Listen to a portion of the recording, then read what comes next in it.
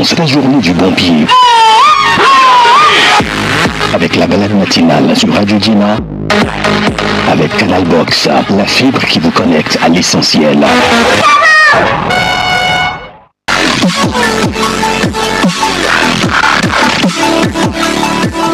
Salutations matinales à toutes et à tous. Merci d'être au rendez-vous de la balade matinale. Nous sommes au mercredi 10 septembre 2025. Aujourd'hui, on va parler économie. Aujourd'hui, on va s'intéresser aux finances. Et pour en parler, je suis avec l'association professionnelle des systèmes financiers décentralisés du Togo, avec son président Ange Kossi Ketor. Bonjour, monsieur le président. Bonjour, madame. Comment allez-vous? C'est le directeur. Le directeur exécutif de l'association. Voilà, c'est ça. Vous allez bien? Ça va, et chez vous? Je vais bien également, Je merci. vous sens enrhumé. Très enrhumé. Ah, j'ai des secrets. Hein. Ah, d'accord. Je sors de ça, donc je vais prendre les secrets juste après. Également dans cette émission de la balade matinale, Roger Ouéouéné, journaliste freelance, mon confrère de tous les jours. Bonjour René. Bonjour Juanita. Comment ça va? Je vais bien, merci. Ah, toi tu n'es pas enrhumé? Non, du tout. Oh là là, comme je t'envie. Loin de moi. Alors c'est un plaisir aussi de te retrouver. Merci, plaisir partagé. Comment a été ton week-end? Très bien. Dieu merci. Alors, nous attaquons avec le thème qui nous réunit ici ce matin, c'est-à-dire parler de finances. L'association professionnelle des systèmes financiers décentralisés du Togo a son assemblée générale le jeudi à venir. C'est bien cela, monsieur le directeur? C'est ça, le 11 septembre. Parlez-nous un peu de cette assemblée à venir. Merci beaucoup. L'assemblée générale, c'est le moment de bilan de l'ensemble des institutions de microfinance du Togo. L'association a aujourd'hui 63 membres. Elle s'occupe du plaidoyer, s'occupe de la communication, s'occupe du renforcement des capacités des institutions. Elle fait le tampon entre l'État, les partenaires et les institutions. Elle fait la représentation au Togo et à l'extérieur du Togo pour l'ensemble des institutions de microfinance. Donc c'est tout ça là dont il faut rendre compte le jeudi prochain à nos 63 membres. D'accord, donc si vous parlez de l'ensemble des institutions de microfinance, c'est que tout ce qui est microfinance au Togo fait partie de cette assemblée-là? Tous ceux qui font la microfinance à titre légal, c'est-à-dire vous avez l'agrément et vous opérez, vous rendez compte périodiquement à l'autorité de tutelle qu'est le ministère de l'économie et des finances. Vous êtes obligé de participer à cette assemblée générale. Alors, aujourd'hui, nous avons 70 institutions agréées. Oui. En notre sein, nous avons 63. Il y en a qui sont en train de faire les formalités pour rentrer, mais aujourd'hui, les 63 DG des institutions sont conviés à l'assemblée générale qui se tiendra le 11 septembre à l'hôtel Ivans Plaza à Palimé. Alors, quand on parle d'institutions de microfinance, il y en a qui vont se perdre. Ce n'est pas les banques, hein. Ce n'est pas non plus les petites sociétés, ça et là, qui vous arnaquent. Ce sont celles-là qui sont bien établies. Est-ce qu'on peut avoir quelques exemples de ces institutions-là? Non, si on ne commence pas à citer, on ne pourra pas tout citer. On ne pourra pas tout citer. C'est tous ceux qui ont l'agrément de collecter l'épargne publique et d'octroyer du crédit, qui ont l'agrément du ministère de l'économie et des finances et qui sont autorisés à collecter l'épargne publique. Alors vous les verrez dans les coins de rue parce que c'est des structures de proximité. D'accord. Vous les verrez dans les marchés, vous les verrez dans les quartiers. C'est des structures financières décentralisées. C'est pour ça que elles sont implantées là où il y a une concentration, toujours là où il y a une concentration de population.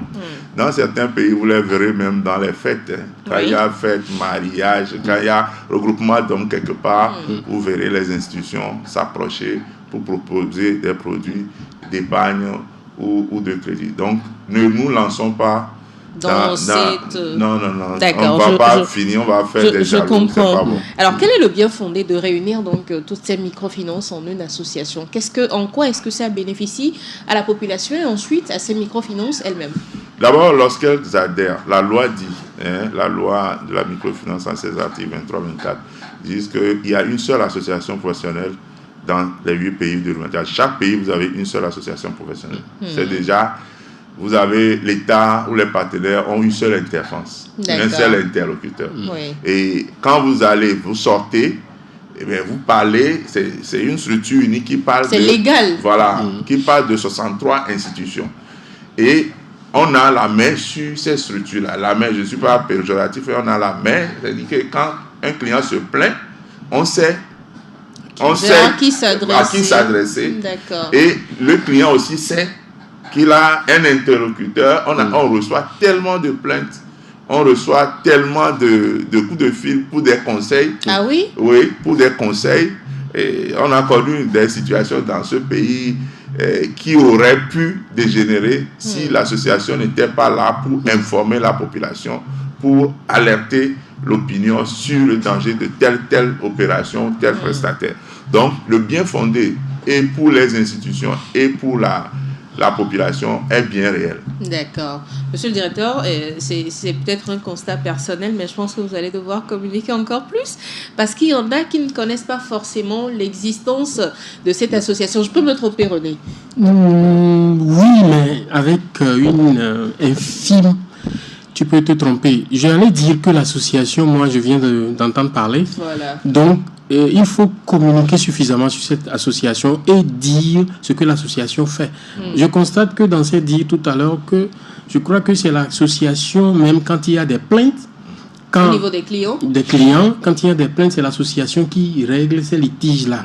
Alors, il faut communiquer là-dessus pour que, nous allons dire, les clients sachent vers qui se diriger au lieu de baragouiner, au lieu de parler derrière que les microfinances ne sont pas bonnes, les microfinances sont mauvaises. Je crois qu'il faut communiquer suffisamment là-dessus. Et surtout que le citoyen lambda sache aussi qu'il y a quand même une réglementation pour toutes ces microfinances que nous connaissons. Je suis d'accord avec vous, mais ce n'est pas aussi simple. L'association est née le 31 juillet 1998.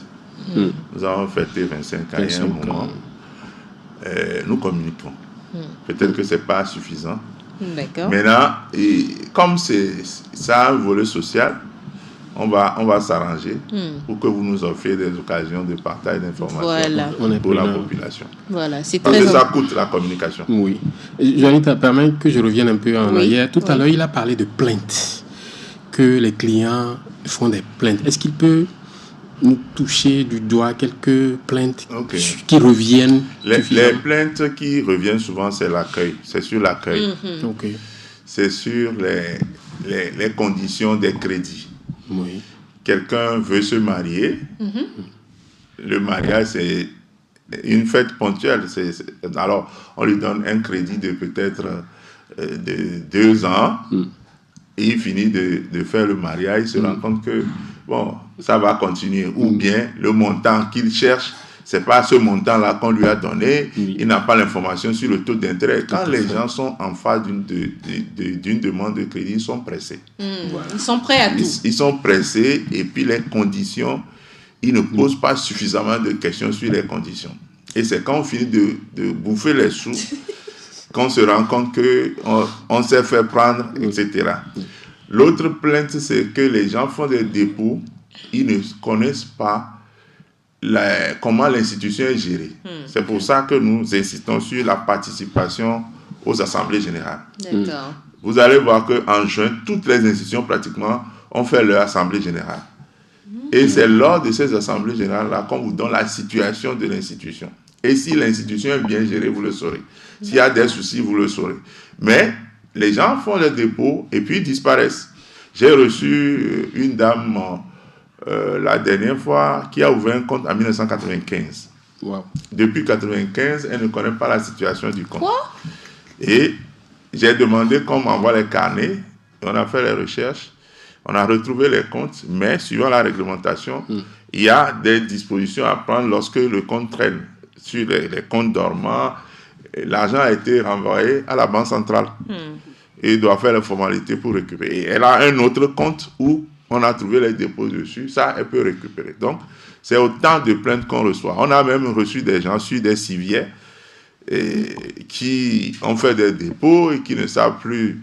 Il a le carnet, mais l'institution n'existe plus, ou bien il a le carnet, mais lui n'identifie plus l'institution. Il a fallu qu'on appelle pour vérifier, est-ce que vous avez tel client dans vos portefeuilles, il est malade, ses parents l'ont emmené sur une civière, et venez le récupérer, faites-lui le retrait pour qu'il puisse aller se soigner. Donc, c'est autant de plaintes. Et en cas de décès, peut-être ajouter à ce que René a demandé, en cas de décès, est-ce qu'il y a des suivis qui se font également? En cas de décès, déjà à l'ouverture du compte, on demande les ayants droit. Oui. Ok. La personne de référence, et puis on appelle cette personne-là, on approche la famille. Maintenant, lorsque la personne décède et qu'il n'y a pas eu de conseil de famille, on ne peut pas libérer le compte. D'accord. Il faut faire un conseil de famille et désigner un administrateur des biens qui doit avoir accès au compte. Ça aussi, c'est une plainte que Donc, les enfants directs de la personne ne peuvent pas... Non, s'il en a 2, 3, 4 et qu'il a désigné quelqu'un, il faut que la personne-là arrive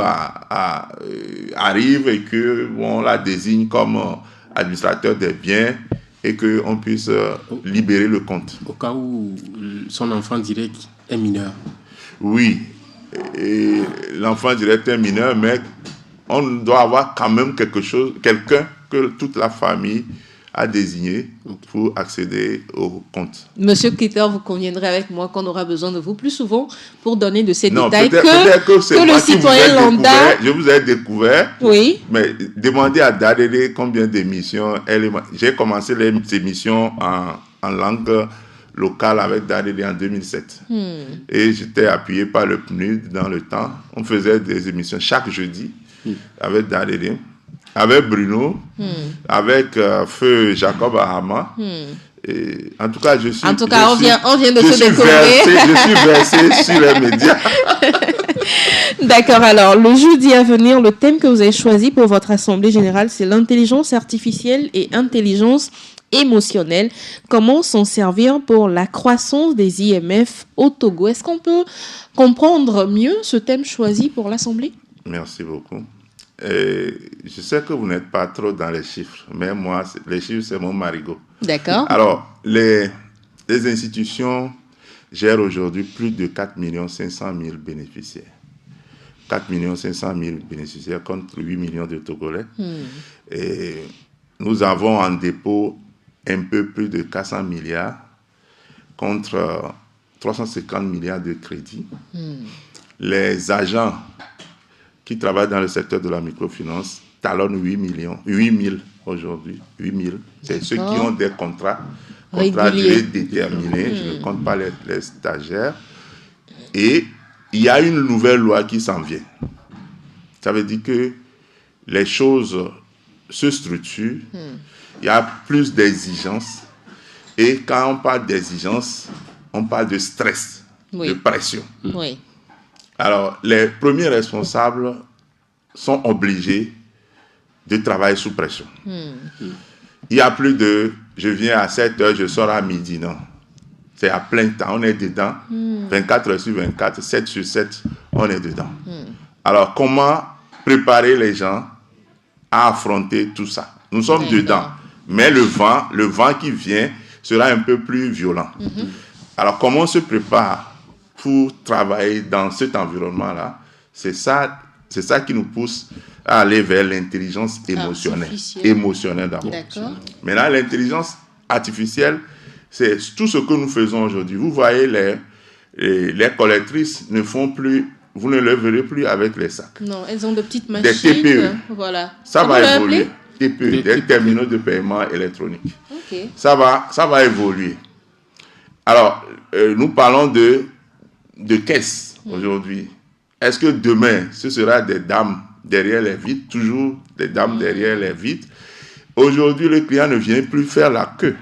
Il est dans son salon et il manipule une plateforme, il fait le dépôt, il fait le retrait. Il ne vient plus en agence. Alors, il y a d'autres innovations qui vont arriver pour accélérer les choses. Comment on met, c'est la technologie. Et puis nous-mêmes, tout ce qu'on gère comme pression, comment on met tout ça là ensemble pour faire croître le secteur? Voilà la problématique. De ça qu'il s'agira. Voilà. Donc, c'est assez costaud comme Vraiment.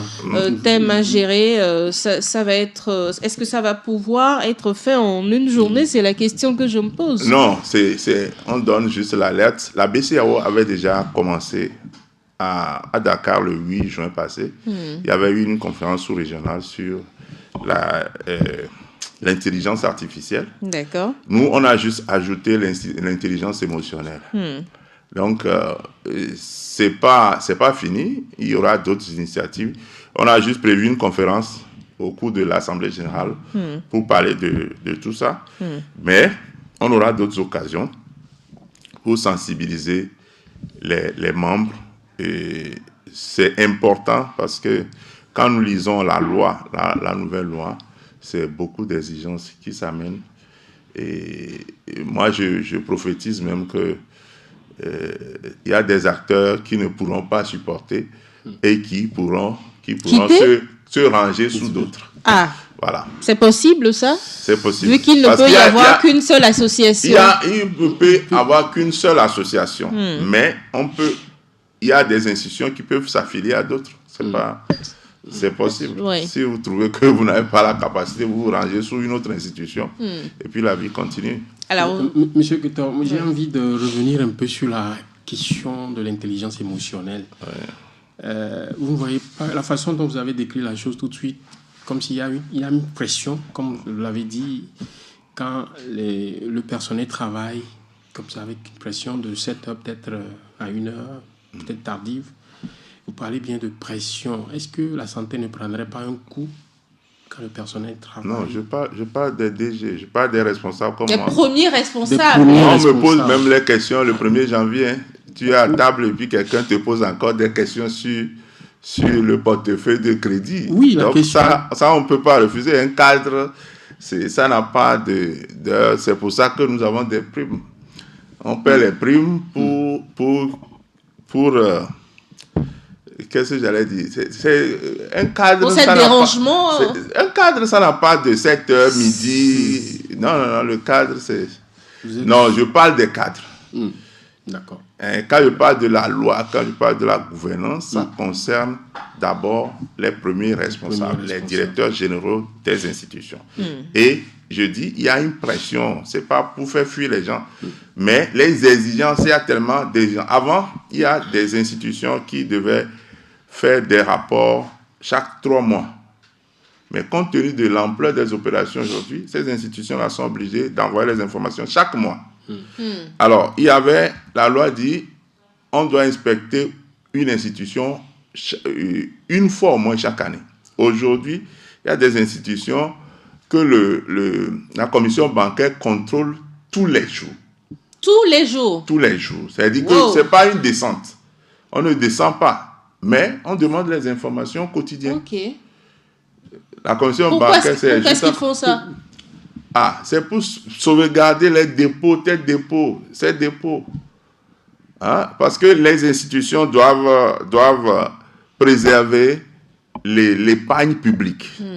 Et pour préserver l'épargne publique, c'est beaucoup de choses. Alors, on demande des rapports chaque jour. La commission bancaire peut demander des rapports chaque jour. Monsieur le directeur, j'ai un plaidoyer. Je sais que beaucoup en souffrent, donc je vais envoyer le plaidoyer. Peut-être que vous allez travailler là-dessus à votre niveau.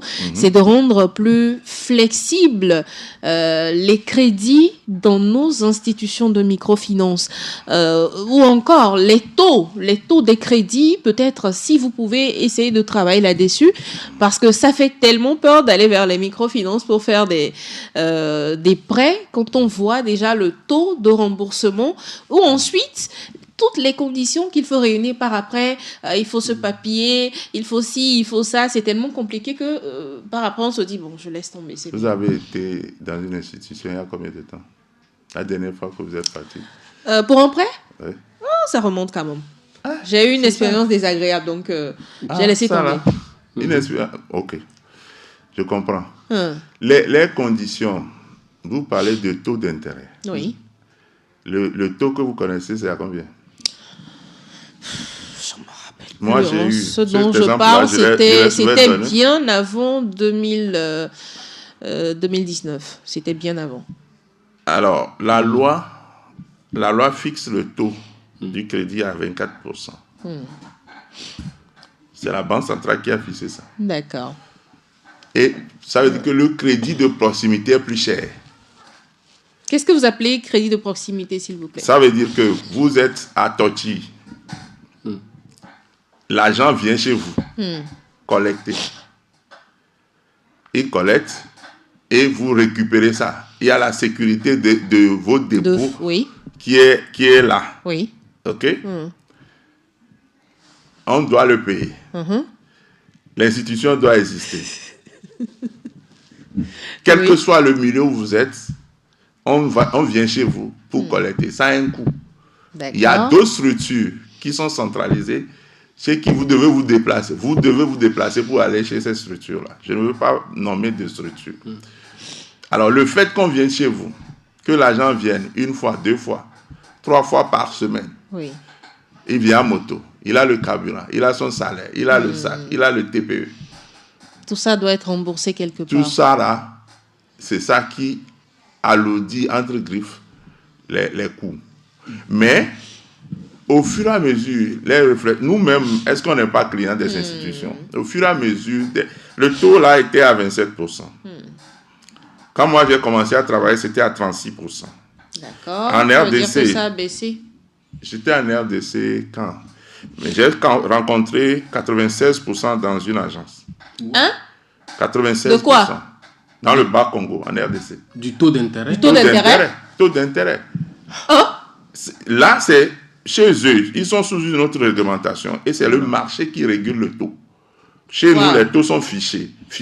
Chez eux, ça fait 8% le mois. Waouh. Ça fait 8%. Ça, c'est le crédit, le microcrédit. C'est cher, le microcrédit. Ça veut dire que quelqu'un achète l'argent. Il achète l'argent à un taux donné.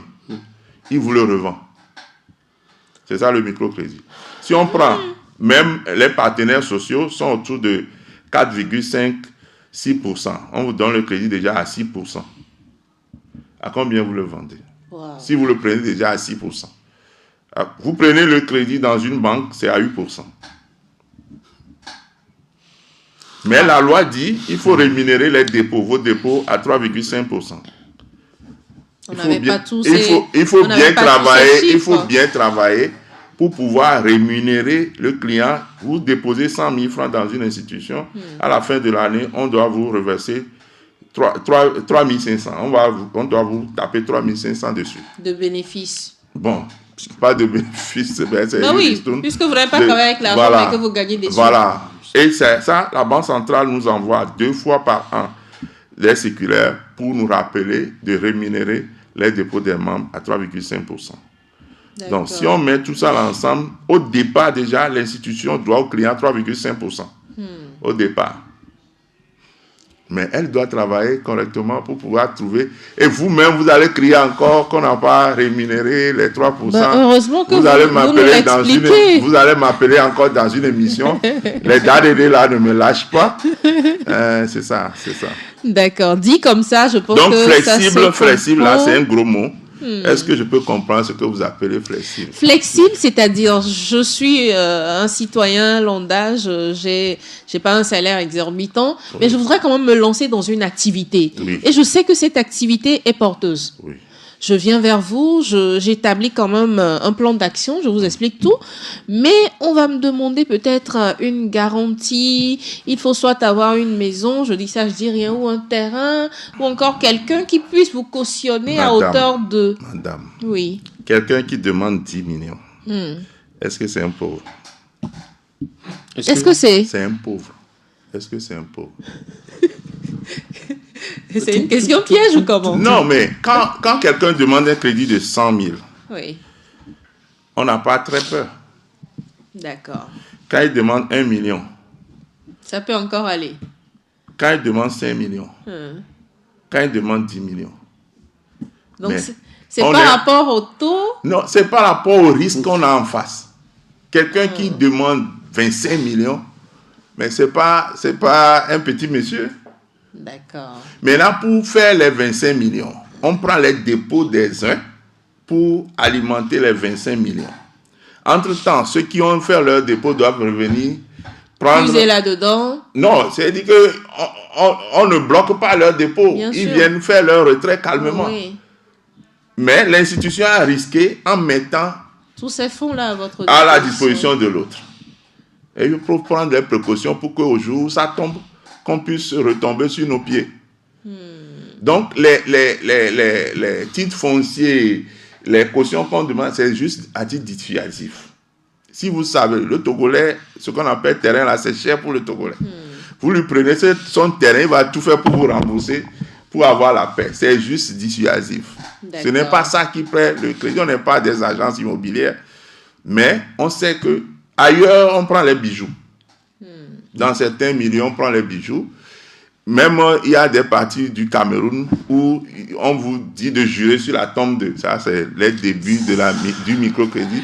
Aujourd'hui, on peut jurer et après s'enfuir. Jurer sur la tombe de votre papa, etc. etc. Donc, c'est dissuasif. On vous prend un bien cher juste pour que vous puissiez vous rappeler de rembourser le crédit. La question reste et demeure parce que quand on dit donner peut-être un terrain de façon dissuasive, c'est celui-là, le bonhomme, monsieur Lambda, qui n'a pas de terrain. Il n'a pas de terrain. Il a quand même un parent. Oui. Il a un parent quelque part qui le connaît bien, qui peut le cautionner. Chacun a au moins... Si dans la vie, vous n'avez personne pour vous cautionner, ça veut dire que vous-même, vous êtes un homme à problème. Qui? Wow. Ou bien... Un orphelin, par exemple. Un orphelin a des parents. Ou bien, il a son... Comment... Un parent adoptif.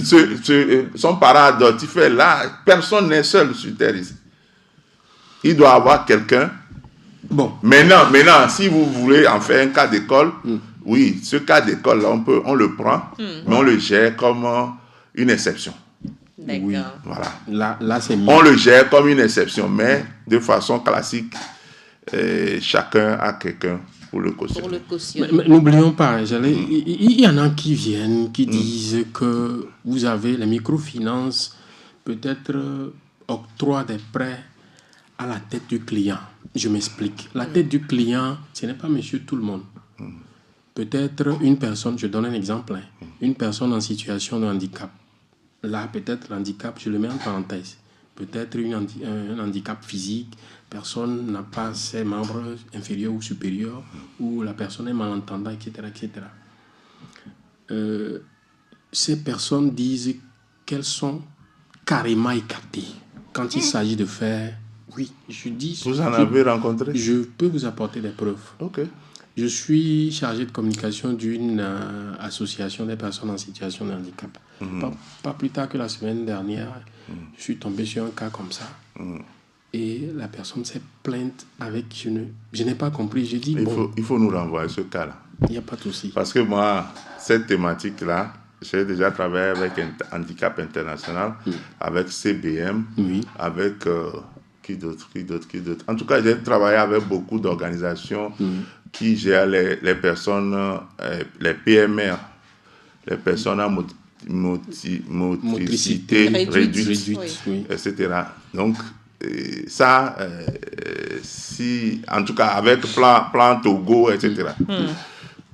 Et donnez-nous les contacts de la personne, on va voir. Sinon on en a beaucoup fait dans ce domaine aussi. Ils ont exigé des rampes, ils ont exigé dans les microfinances. des guichets. En tout cas, maintenant, s'il y a encore des gens qui restent, filez-nous les contacts. Et vous allez gérer tous ces problèmes. Je pense, gérer. René, qu'on va quand même répertorier certaines questions à adresser à M. Ketor pour une prochaine émission. Moi, je suis preneur voilà. de ces émissions. Pour l'heure, on va revenir un peu à cette assemblée générale qui aura lieu le jeudi prochain avec les 63 directeurs de microfinance et d'autres institutions. Qu'est-ce qu'on peut savoir d'autre sur cette assemblée en organisation? Non, c'est juste une occasion de bilan de l'année 2024. Et après ça, nous avons une série de résolutions nous avons fait des propositions de résolution à l'Assemblée générale et ça vise vraiment à assainir. Il y a des questions internes que je ne veux pas partager ici, mais ce qu'on peut partager, c'est sur la prolifération des institutions, des structures illégales. Ça, c'est très important. La prolifération des structures illégales, nous allons prendre l'engagement, chacun à son niveau, de les recenser. Parce qu'il y en a dans tous les couloirs, et la population est quelque part complice de ce phénomène-là. On ne peut pas déposer son argent chez n'importe qui, dans n'importe quelle structure. Mais comment la population sait si cette structure est n'importe quelle structure? C'est la question qu'on se pose aussi. Oui, mais nous, on a un numéro vert. Nous demandons à la population d'appeler ce numéro vert-là. C'est lequel? 80 00 00 00 80 6 x 0. D'accord. 80 00 00 00. Voilà. Vous demandez juste si telle structure-là, je peux faire mes opérations avec. Et après ça, pour ceux qui peuvent lire, il y a les numéros d'agrément sur les panneaux. La loi oblige chaque institution à mettre un panneau où on a, quand je donne un sigle, j'ai quand même l'explication, tout ce que c'est en dessous, et puis le numéro de l'agrément. Voilà. Donc, chaque fois que nous passons et qu'il y a des affiches qui sont décolorées, qui sont déchirées, nous attirons l'attention des DG là-dessus, que je suis à Torti ici, je vois votre affiche là, c'est décoloré, il faut corriger ça. Je vais à Dapaon, je descends, par exemple à Blita, je trouve des choses, j'appelle le DG, je viens de trouver ceci, c'est pas bon, et puis on continue notre route. Donc, en somme, l'association professionnelle des systèmes financiers décentralisés au Togo veille à la sécurité de la population, à la stabilité de la système d'abord, et à la sauvegarde des dépôts de la population. Tout ce que nous faisons, c'est qu'il n'y ait pas de déperdition des dépôts. Vous savez que épargner, c'est pas facile. Bien sûr. C'est une culture, c'est une discipline, etc. Et quand on finit de le faire et que quelqu'un vienne dilapider ça, c'est pas intéressant. Donc, on veille à ce que la population elle-même soit éduquée financièrement pour faire ses choix. D'accord. Et on renforce les capacités des acteurs aussi sur la gestion de l'épargne qu'on récupère. Et c'est beaucoup de choses qu'il faut faire pour la sécurité des dépôts. Et nous sommes là pour communiquer au public. Et on s'est découvert, ça fait un moment, mais ailleurs, depuis 2007, nous sommes sur ce chantier de communication pour expliquer les choses. Il m'arrive de me faire interpréter quand j'arrive à Kara, quand j'arrive à Dapaon. Pour que les populations locales puissent comprendre. Et quand j'arrive... Bon, je ne suis pas encore allé dans la COSO. On m'a réclamé là-bas. Bien sûr. Il faut des moyens pour pouvoir le faire. Voilà. Merci en tout cas pour tout ce que vous faites déjà en termes d'assainissement de ce milieu. Est-ce qu'il y aura des résolutions à prendre lors de cette assemblée? Oui, on a déjà commencé par parler. L'une des résolutions, c'est la chasse aux structures illégales. Maintenant, il y en a dont je ne peux pas vous parler parce que c'est notre affaire. C'est interne. C'est notre affaire. Donc, ce qu'on peut partager, c'est un peu ça. Et puis, les informations, c'est sur les structures et ce qu'elles font. Les AG, c'est une fois l'an, suivant la réglementation. Mais très souvent, quand je prends une structure de grande taille, je ne veux pas en nommer pour faire des jaloux, qui a par exemple 1 million de bénéficiaires. Il y a une structure sur place qui a 1 million de bénéficiaires. Maintenant, est-ce qu'il y a une place ici où on peut faire une assemblée générale pour 1 million Donc, ce n'est que le palais des congrès. Voilà. Et encore, le palais des congrès, c'est pas pour 1 million de personnes. Donc, si on prend le stade de Kégué, je ne connais pas. Non, ça ne fait pas 1 million. Donc, là, il y en a qui n'ont pas l'information sur la structure. Donc, il faut trouver d'autres canaux pour informer la population. Et c'est ça le défi aujourd'hui. Donc, ça, c'est des questions qu'on continue de traiter. Il faut trouver le format pour donner l'information à la population. Lorsque la population est éduquée, nous sommes à l'aise. Donc, Jonita, j'aimerais revenir sur des cas que M. Coutor ne m'en veut pas quand je parle toujours des cas. Et, entre-temps, en tant que journaliste, j'ai été informé sur un cas de microfinance qui s'est évanoui dans la nature. Elle est située à Toti, quand vous prenez en face de l'hôtel La Concorde. Vous longez, c'est-à-dire vous faites dos, à Dido-Adin, vous faites dos à l'hôtel La Concorde, vous longez le pavé, comme si vous allez à la station Total. Là. Il y a une microfinance. Vous n'avez pas le nom? Non, en fait, quand on m'a informé, je suis allé, ils ont enlevé tout. Oui. Ils sont partis avec l'argent. Il y a ma belle-mère qui est partie Il faut trouver les noms. C'est le nom que je n'ai pas réussi à avoir. Il faut trouver les noms. Parce que cette affaire-là, si on ne s'y met pas ensemble, on ne pourra pas. Voilà. Bon. Et quand je dis ça, c'est... Bon, ma belle-mère n'est pas lettrée. Elle est partie, elle est revendeuse au marché de Toti. Et ses consoeurs lui ont dit, tu peux aller épargner ici. Elle est partie un vendredi, déposer 40 000 là-bas. Et le lundi, elle est partie, on lui a dit qu'il n'y a pas de microfinance. Quoi? Oui. Et c'est là, elle m'a sollicité. De l'arnaque pure. C'est qu'on a ramassé tout. La microfinance s'est évanouie dans la nature comme ça. Et jusqu'à présent, seulement ma belle-mère ne connaît pas le nom de la microfinance. Non, ça c'est une éducation. Ce n'est pas une institution de microfinance, c'est une structure illégale. Oui. Voilà. Une institution de microfinance a l'agrément. Oui. Et avoir l'agrément, c'est déposer une série de documents qui prouvent qu'on connaît le travail, qu'on peut le faire, on en a la capacité.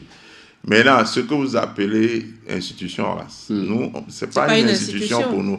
C'est une structure illégale. Et on peut incriminer la maman. Oui. Bien sûr. Parce que vous voulez déposer votre argent. Assurez-vous quand même que votre sang chez quelqu'un. Mais prenez le temps de faire le tour, de demander des renseignements. Si vous ne le faites pas, vous n'aurez que vos yeux pour pleurer. Mais il y a eu un vent de sociétés de placement dans ce pays. Oui. Et qu'est-ce qu'on n'a pas fait? Vous dites que vous ne m'avez jamais croisé. Moi, j'ai fait des émissions sur RFI sur au moins 3 semaines. Oui. J'ai fait France 24, Africa 24. J'ai fait toutes ces chaînes-là en ce moment-là. Et on fait partie de ceux qui ont alerté la population sur cette société de placement. Sur cette société, parce que c'est un cycle. Je peux prédire l'année où ils reviendront. Ah bon? Parce qu'on les a observés sur une période. C'est un cycle. Et ils vont revenir. Ils vont revenir. Je vous dis, dans 1-2 ans, ils vont revenir. Comment? Parce que c'est un cycle. Ça vient sous un autre nom. On met d'autres contenus. Et ça revient avec d'autres noms, d'autres contenus, etc. C'est un cycle. Monsieur Ketor, qu'est-ce qu'il faudra faire à ce sujet? C'est l'éducation. L'éducation de la population. Il faut éduquer la population. Il faut éduquer la population. Les gens ont la part du gain facile. Les gens pensent qu'il ne faut pas trop souffrir pour gagner.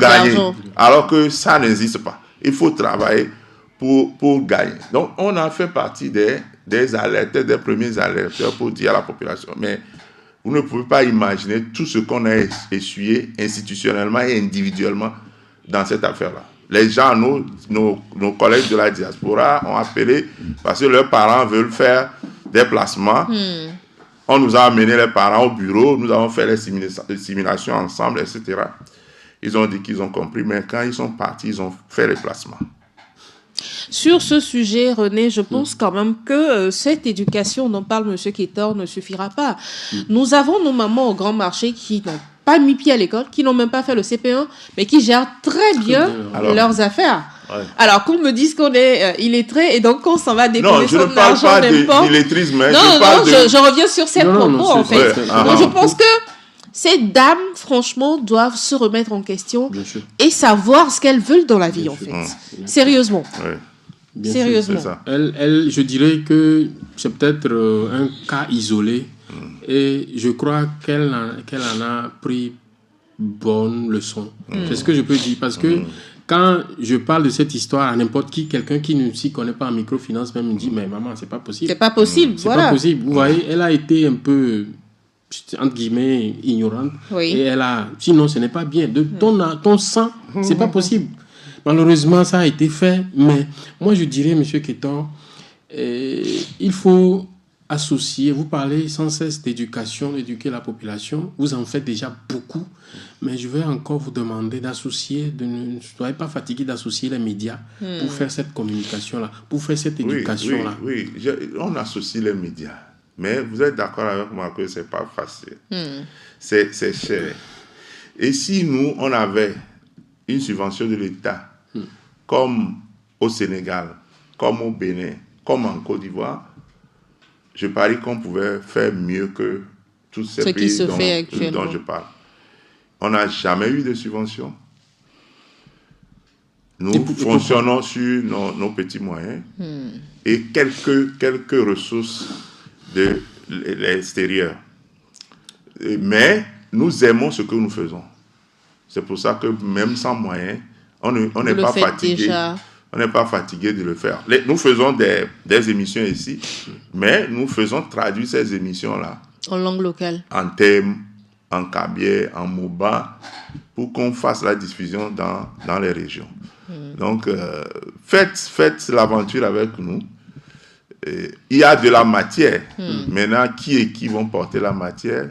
Et nous, on cherche. En tout cas, l'éducation financière de la population togolaise est quelque chose que nous devons aussi prendre en compte parce qu'on n'a pas cette éducation-là forcément. Beaucoup ont de l'argent, mais ne savent pas comment investir. Beaucoup ont de l'argent, ne savent pas comment placer cet argent ou épargner encore. Non, je vais vous taquiner. Quand vous prenez votre salaire, combien vous consacrez en pourcentage vous consacrez à l'épargne? Ah, ça, c'est selon le mois. Hein. Non. Pardon, je ne vais pas répondre à cette question. Non, c'est selon le mois et selon les besoins. J'ai déjà la réponse. Si on se donne... non, est-ce que j'ai menti? Oui, c'est depuis... C'est selon les besoins de la famille. Nous avons une émission sur les réseaux sociaux que nous appelons EduFilm. Et c'est quand moi-même je préparais ces émissions-là que j'ai acquis une certaine discipline. Il y a des dépenses que moi je ne fais plus. Ah, vous allez nous faire cette éducation. Il y a des dépenses que je ne fais plus. D'accord. Il y a des exagérations. Je n'exagère plus dans certaines choses. D'accord. Ce qui bouffe l'argent des femmes, c'est la toilette. Toilette, la T majuscule. De la tête au pied. Voilà. Si vous arrivez à gérer ça, une coiffure peut faire 2 mois, je ne sais pas, 3 mois. Il y a une maman sur TikTok la dernière fois qui disait que sa coiffure a fait 7 mois, que c'est pas encore gâté. Voilà. Mais là, s'il faut changer ça chaque mois, vous imaginez. Et les funérailles. Les funérailles, oui. Des fois, envoyez l'argent. Les mariages. Envoyez l'argent, n'allez pas. Envoyez l'argent et puis vous gardez l'argent du déplacement. Ça c'est ce que je fais avec les dames du grand marché. Il y en a plein là-bas qui ne vont plus au village les samedis parce qu'on a dit, quand tu veux aller au village, tu changes la tête, jusqu'au pied, la tenue, les chaussures, les bijoux, le maquillage. Maintenant, il y a funérailles le week-end qui suit encore. Tu fais la même chose, les mêmes dépenses. Au même moment, tu dis que tu n'as pas d'argent. Tu as l'argent. Mais il suffit de savoir gérer l'argent. Et on ne dépense pas avant d'épargner. C'est ça on épargne avant de dépenser. On dit j'ai 100 000. La discipline, c'est 10%. D'épargne d'office. Je le fais d'abord avant tout. D'accord. Mais si on le fait comme ça, on a plus de chances de... Moi, je fais tontine dans une institution, vous imaginez? Vous? Je fais tontine dans une institution. J'ai mon carnet. Je le fais. Je ne le fais pas... Je le fais par discipline. Et c'est mon assistant de direction qui me met la pression. Pour toujours le faire. Mais il y a Valo. Il faut... Alors... Je fais ça. Ça fait 2 ans que je fais ça. Monsieur Kétor, on a eu plaisir à échanger avec vous sur cette discipline financière et économique que vous exigez de la part des microfinances, des institutions de microfinance. Le rendez-vous de ce jeudi, ma foi, va être très importante pour l'ensemble des Togolais. Alors, qu'est-ce que nous retenons? Qu'est-ce qu'on va mettre ensemble et dire aux auditeurs? aux auditeurs, nous disons que nous sommes à leur disposition et pour accélérer nos opérations. Mais il faut épargner. Et l'épargne, c'est une discipline. Donc, les institutions sont conviées. Elles ont déjà les invitations. Elles sont attendues le 10 à 15h. Elles sont attendues à Palimé, à l'hôtel Evans Plaza. Mais ce que je ne vous ai pas dit, c'est que le déjeuner de l'Assemblée générale ne se fera pas à l'hôtel. Ça se fera en brousse, quelque part, à 3 km, 4 km de Palimé. C'est à Tové. Et c'est dans la ferme Yakayale. Parce que c'est une fois qu'on se retrouve l'année. On va aller en brousse là-bas. Ce serait intéressant. Pour manger.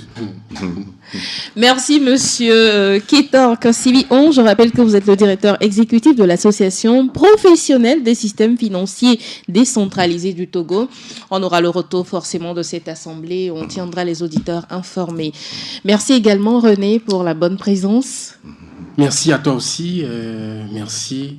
Nous souhaitons bon vent à M. Kétor pour rapidement... Oh, il est déjà en bonne voie. Hein? D'accord. Pour cette collaboration, moi j'attends et dans mon escarcelle, il y a plusieurs questions.